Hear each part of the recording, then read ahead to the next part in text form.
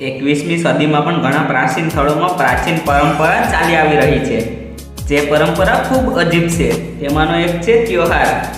તહેવારોનો આપણી જિંદગીમાં એક અનોખો મહત્વ હોય છે।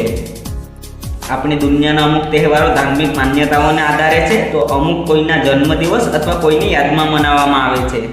પરંપરા સિવાયના અમુક તહેવારો એવા પણ છે જેને આપણે આપણી ખુશી માટે બનાવ્યા છે। આ તહેવારોનો સંબંધ ધર્મ કે ઇતિહાસ સાથે નથી હોતો। જી હા મિત્રો, આજે હું તમને એવા જ તહેવારો વિશે કહીશ જેના વિશે તમે ક્યારેય નહીં સાંભળ્યું હોય। તો મિત્રો, વિડીયો આગળ વધારો એ પહેલાં તમને પણ તહેવાર પસંદ હોય તો મારા વિડીયોને લાઈક જરૂર કરજો। Mud festival. દક્ષિણ કોરિયામાં મડ ફેસ્ટિવલ ખૂબ ધૂમધામથી ઉજવાય છે।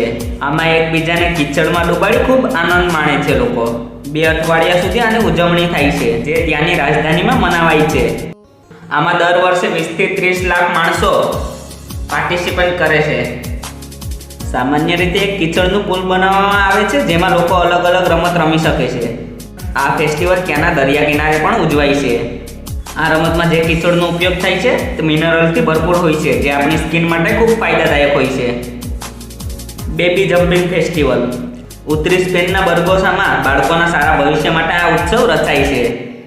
બાળકોની ઉપર કોઈ ખરાબ આત્માની નજર ન પડે અને આવનારા સમયમાં તે સારો માણસ બની શકે, એટલા માટે તેના માતા પિતા પોતાના 1 વર્ષના બાળકને લઈ સ્પેનના કસ્ટ્રિયા મ્યુસ્ટે ગામમાં એક પવિત્ર જગ્યાએ મળીને આ પરંપરા પૂરી કરે છે। આમાં ખુલ્લા આસમાનની નીચે બાળકને સુવડાવવામાં આવે છે અને તેની ઉપરથી જમ્પ કરવામાં આવે છે। જે લોકો આવું કરે છે તે પીળા રંગના કપડાં પહેરે છે। Monkey festival.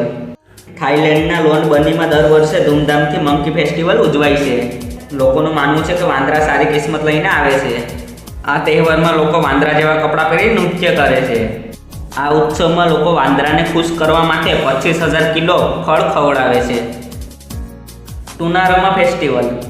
ઘણા વર્ષોથી ચાલી આવી રહ્યો આ તહેવાર ઓસ્ટ્રેલિયામાં ઉજવાય છે।